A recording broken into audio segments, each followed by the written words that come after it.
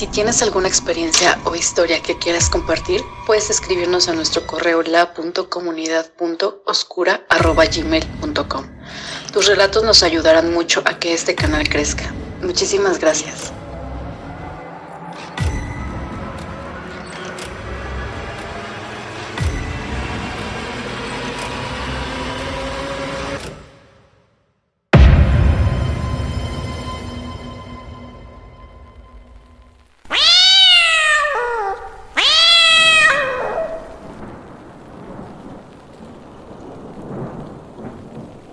Clink clank. Una pequeña campana le he puesto a mi gato. Vania tenía 7 años cuando logró por fin tener a su primer mascota, un gato. A ella siempre le habían gustado y deseaba tener uno. Al haberlo conseguido, lo primero que quiso hacer era que su gato le lamiera la mano, pues había escuchado que las lenguas de los gatos son muy ásperas y sobre todo mágicas. Pero este gato era diferente, pues a pesar de colocarle comida en su mano, no lograba que éste la lamiera. Un día, ella le colocó una pequeña campana en su cuello, que cada paso que daba se escuchaba un sonido, clink clank. Cuando iba a comer, se escuchaba clink clank. Cuando subía a la cama y se acercaba a ella, se escuchaba clink clank. Una noche, cuando ya tenía 9 años, sus padres tuvieron que salir, pero regresarían a la mañana siguiente. Por lo tanto, ella se quedó sola, únicamente con su gato. Su mamá le había dejado un celular para estar en comunicación con ella, por si se le ofrecía algo. Estuvieron mandándose mensajes hasta que a Vania le comenzó a dar sueño. Se despidió de su mamá y se dirigió a la cocina para tomar un poco de leche y así después subirse a su cama a descansar. En eso, al atravesar el pasillo oscuro, se escuchó clink clank, la cual la tranquilizó porque sabía que era su gato. Ya estando en su habitación, lo llamó y esperó a que subiera y se acostara en la cama, que como todas las noches se quedaba en sus pies. Ella en la oscuridad sintió que se dirigía hacia ella. Bueno, al menos eso pensó. Lo empezó a acariciar como todas las noches. Sin embargo, ahora era diferente. Esta vez le extrañó sentir una lengua lamiendo la palma de su mano y dijo: «Por fin, es increíble». Era la primera vez que la lamía. Se quedó quieta, no quiso que el más leve movimiento lo espantara y dejara de hacerlo. Así se quedó unos minutos hasta que él se dirigió a sus pies. Ella se incorporó, lo abrazó, le quitó el collar para que él pudiera descansar sin la campana. Dejó el celular en el buró y bajó contenta de nuevo a la cocina. Cuando iba bajando las escaleras, en la oscuridad se escuchó algo que se cayó en el comedor. Dio un brinco del susto y se puso muy nerviosa, pero un clink clank se escuchó, clink clank, y ella se tranquilizó, pensando que su gato había bajado primero y no se había dado cuenta. Pero en eso se acordó que ella minutos antes le había quitado su campana, y un miedo empezó a surgir en ella, paralizándole las piernas y dejándole inmóvil, pues también nunca escuchó ni sintió que su gato hubiera pasado primero por las escaleras, antes que ella. Como pudo, se movió y encendió la luz entrando a la cocina. Su gato estaba buscando algo de comer y se tranquilizó al verlo, le dio un poco de comida y ella se tomó un poco de leche. Se subió un poco nerviosa cargando a su gato, para por fin dormir. Al entrar en su habitación, que estaba con la luz apagada, alcanzó a ver una luz que emitía su celular, que estaba en el buró, lo cual indicaba que tenía un mensaje nuevo.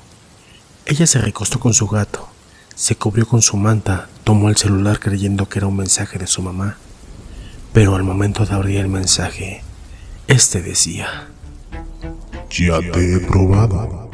y regresaré por ti. Ella dio un grito de miedo y desde esa noche no ha podido dormir bien. Sus papás han tenido que pagar a una persona para que vigile sus noches y pueda dormir un poco.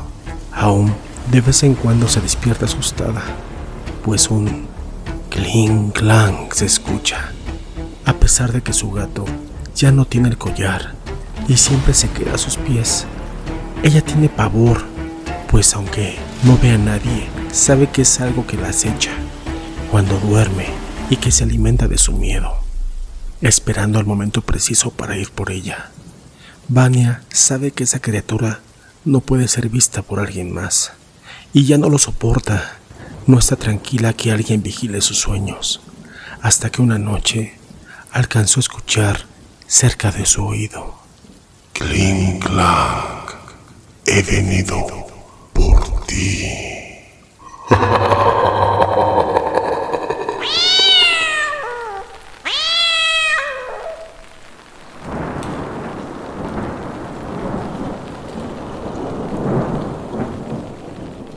Advertencia.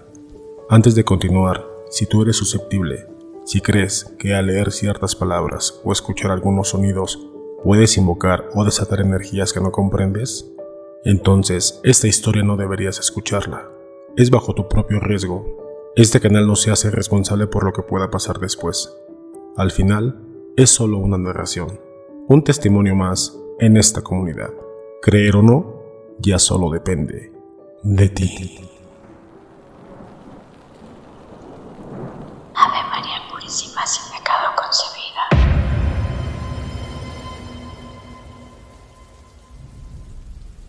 No sé si esto que voy a contar sirva de algo.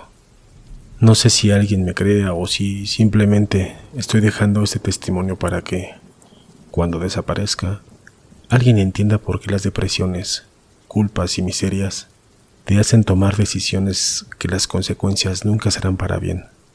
Me llamo Luis y esto comenzó hace como 7 meses. Vivo en una casa vieja, a 2 cuadras del metro normal, en la Ciudad de México. Me la dejó mi abuela. Siempre pensé que era una bendición, hasta que encontré ese cuaderno maldito. La casa está cerca de la Escuela Normal Superior. Es una casa antigua, muy alta, pero tiene un tono sobrio, oscuro. Pero a pesar de eso, saber tener una propiedad y estar solo me reconfortó. Y así, era de madrugada cuando encontré el cuaderno. Estaba en el fondo de un viejo armario, detrás de unas mantas mohosas. Yo estaba revisando cosas, papeles, algo que sirviera, algo para vender o simplemente desechar para tener más espacio. Llevaba ya unos días de poco a poco ir ordenando la casa a mi gusto. Y fue que ahí estaba. El papel estaba amarillento y olía a humedad. Pero lo que me llamó la atención fue ese símbolo en la portada. Era un triángulo con un ojo en el centro y un círculo dibujado alrededor con sal, de esa de grano. Estaba pegada como si fuera un trabajo escolar de kinder. Lo abrí por pura curiosidad, pero lo que leí ahí cambió mi vida hasta el día de hoy. Era un ritual, un conjuro. El texto decía: para traer éxito, la fortuna, el dinero. Sonaba esas tonterías esotéricas de internet, pero había algo inquietante en las instrucciones, pues los ingredientes eran algo que casi todas las personas tienen en sus cocinas. Algo que yo pensé en ese momento: es algo muy simple para hacer un conjuro, y pues que pudiese funcionar. Tenías que tener sal gruesa, clara de huevo, un poco de vinagre, harina, una vela blanca y, sí, tu propia sangre. Todo lo que tenía en la cocina excepto, claro, mi sangre. El texto hablaba de una entidad llamada Felu.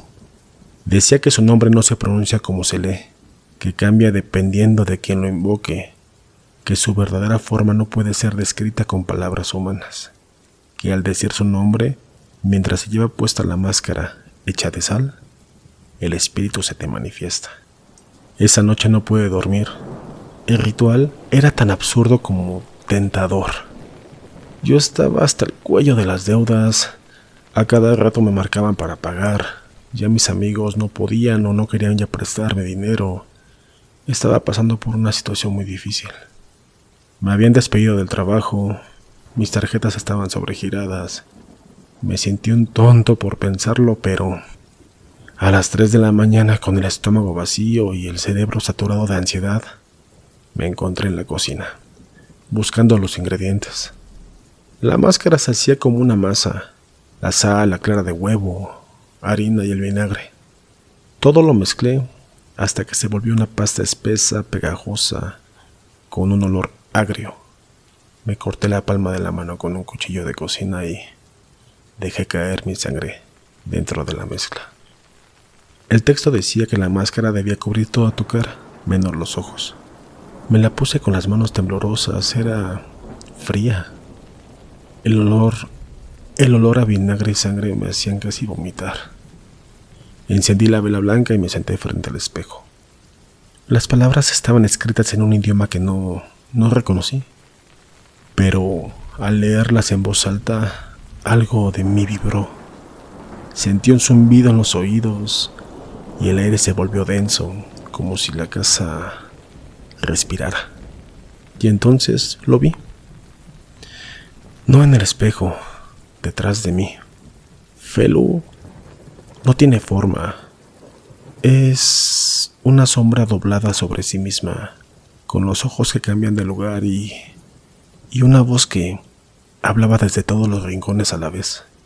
Sentí que mi lengua se entumecía como si no fuera mía. No podía moverme. En eso la voz me dijo: Has cargado tu mala suerte en la máscara, tu fracaso, tus bloqueos, tu miseria. Yo los tomaré, pero todo tiene un precio. Yo quise preguntar cuál era el precio, pero no pude hablar. Solo escuché su respuesta en mi mente. A cambio, me darás el reflejo de lo que más amas. Y desapareció. Yo en ese momento me sentí muy nervioso, pues a la mente te llegan las personas que tú más amas, ¿no? Pero la angustia empezó a apoderarse de mi mente hasta que me dormí. Al día siguiente me llegó una transferencia bancaria de una cuenta desconocida, con más ceros de los que yo había visto jamás. Me llamaron para ofrecerme un puesto mejor que el que había perdido. Todo, absolutamente todo, empezó a salir bien. Pero ustedes mejor que nadie saben que no todo lo que brilla, como dicen, es oro. De pronto vino el miedo. Las preguntas sonaban a cada instante en mi mente. ¿Qué era el reflejo de lo que más amas? ¿Qué se llevará Felu? Al principio sí pensé que sería mi madre o quizás mi novia, pero ambas estaban bien, o eso parecía. Luego entendí, no era lo que yo amaba, era cómo él lo amaba, el reflejo. Mi madre comenzó a olvidar mi rostro poco a poco. Literalmente me hablaba como si yo fuera un desconocido. Mi novia se fue distanciando de mí. Al principio me dijo que al mirarme sentía asco, como si hubiera algo podrido en mis ojos. Yo seguía viéndolas igual, pero ellas me veían como otra cosa. Mi reflejo ante ellas se estaba pudriendo. Y entonces la máscara comenzó a llamarme. Empezó a decir mi nombre por las noches. Me decía que tenía que volver a ponérmela, que aún quedaba negatividad en mí, que podía purificarme más. Yo, aunque no padecía ya económicamente, el desapego de mi madre y el abandono de mi novia hicieron que de nueva cuenta hiciera la invocación. Y sí, así lo hice, una segunda vez. Pero fue peor. Desde entonces no duermo. En las noches esas voces por toda la casa me atormentan. Cada vez que cierro los ojos, veo a Felu. Cada que me acerco a un espejo, mi reflejo no es el mío. Tiene los ojos vacíos, no parpadea. No soy yo. Anoche, comunidad, traté de destruir la máscara, pero no pude. Está hecha de sal y aún así no logro deshacerla. No se rompe. No puedo destruirla. Es como si estuviera viva. Por eso los busco, porque no sé cómo detener esto, porque sé que el siguiente paso podría ser mi alma. Les pido ayuda, por favor, porque dentro de mí sé que ya es demasiado tarde. He perdido la cuenta de los días, no sé si han pasado 5 o 20. Lo único que sé con certeza es que no soy el mismo desde la segunda vez que me puse la máscara. Todo en la casa es diferente. Los relojes no marcan la hora correctamente. Las luces parpadean, aunque cambié los focos, y por la noche escucho pasos en el techo, aunque no hay nadie arriba, pues vivo solo. Desde la primera invocación el cuaderno cambió. Literalmente, las páginas que antes estaban en blanco ahora tenían nuevas instrucciones. Era como si Felú hubiera actualizado el contenido para mí. Una noche, con todo el miedo, me atreví y lo abrí temblando, con el sudor cayéndome por la frente, y ahí estaban escritas las palabras: Sirnok et baru Felú karar esh minar deru mask ala rukelem desnaralum kesveni sol merarkun Felú. Decía que no debía de entenderlas, que no era una lengua humana, solo podían ser pronunciadas. Las palabras, cuando las dije en voz alta, me dejaron un sabor a hierro, a metal en la boca. Me sangraron las encías la primera vez que las dije. Y no es una metáfora, me sangraron literal. El cuaderno también especificaba que debía repetirlas mientras la máscara aún estaba fresca. Y aunque ya habían pasado varios días, para mi sorpresa, en aquella ocasión al tomarla, parecía que la había terminado de hacer hace unos segundos. Estaba fresca y eso me dio aún más miedo. Pero yo no quería seguir con esa situación y quería verle el final a todo esto que inicié. La tercera vez que la hice, el olor era aún más fuerte. La mezcla de vinagre, sangre, me provocaba querer vomitar, pero algo dentro de mí no podía parar. Entre la desesperación y ansiedad, a la vez también era un tipo de adicción. Algo me decía que si lo hacía una vez más todo iba a mejorar, pero fue mentira. La tercera invocación no trajo fortuna, no trajo bienestar, trajo a Felú. Ya no hubo sombra, no hay presencia. Esta vez entró en mí. Sentí su forma pegajosa, hirviente, húmeda, deslizarse por mi garganta. Me paralizó. Vi mis ojos en el espejo llenarse de una niebla negra, y mi voz ya no era la mía. Hablaba, pero él era quien decía las cosas. La máscara se pegó a mi rostro como si fuera piel. No pude quitármela, me ardió. Me quemaba la lengua, los ojos, la piel. Empecé a gritar pensando que alguien me escucharía, pero vivo solo y mis vecinos rara vez están. Fue allí cuando escuché su verdadera voz, en mi cabeza, como si hablara desde adentro de mis huesos. No puedes invocar a Felú 3 veces sin ofrecer lo prometido. El reflejo de lo que más amas ya fue tomado. Ahora debes completar el pacto. Temblando y llorando del miedo le grité: ¿qué más quieres? Así, frente al espejo. Y él contestó: tu rostro. Y todo quedó en orden, en silencio. Mi cabeza no escuchó nada extraño por unos segundos. No entendí al principio, pero luego lo vi. En el espejo ya no tenía cara. La máscara se había fundido conmigo. Mi piel, mis ojos, mis labios estaban con sal ahora, agrietada, seca, sin expresión. Y aún así podía sentir cada grieta, cada fragmento de esa maldita sal, que ahora soy yo. Quise arrancarla, pero solo caían pequeños trozos como escamas, y debajo de ellos no había ya nada. Y ahí lo entendí. Felú no me quería a mí, quería que alguien más lo invocara, que yo pasara el cuaderno, la maldición, la máscara, que le abriera el camino a otros, que fuera un apóstol de su hambre, porque eso es lo que hace Felú. Se alimenta de desesperados que como yo buscan algo que sea rápido para salir de las situaciones que nos afligen. Se disfraza de oportunidad, de un conjuro sencillo, de magia simple que puedes realizar con cosas de cocina, y cuando caes, ya es demasiado tarde. Te pide tu reflejo, tu identidad, tu rostro, y cuando ya no eres nada, te vuelves un instrumento.